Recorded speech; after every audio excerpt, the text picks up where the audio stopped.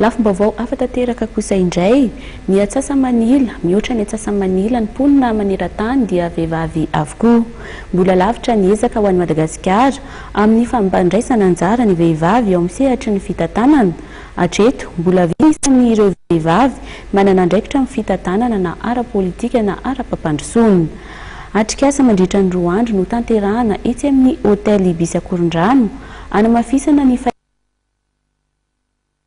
hijerena dia ahafahana mampandroso sy mampitombo ny isan'ireo vehivavy mandray andraikitra. Mbola tsy ampy ny anjara toeran'ny vehivavy sy ny fandraisana andraikitra raha ny eto Madagasikara no jerena sy ampitana amin'ireo firenena hafa. Hatreto mbola 7 isanjato ny vehivavy mpikambana ao amin'ny antenimieram-pirenena, 20 isanjato ny loholona, izay no lehiben'ny faritra ary 3 amin'ny 50 no lehiben'ny distrika. Tanjona mandritra ity atrikasa tanteréhina tao amin'ny hotely Ibis ity ny ahafahana manambotra kefa ireo vehivavy malagasy ahafahana mitondra izay fampandrosoana izay.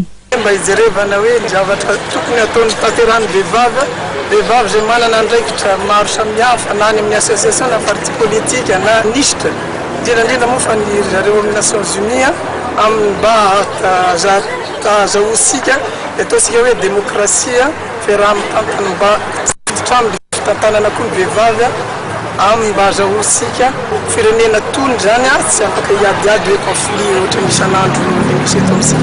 Zay zany no jerevana hoe inona no tokony atao mba azahoantsika hoe tanàna milamina sy afaka mifanaraka mba hitondra zavatra tsara tsy mikorotana eto amin'ity firenena ity.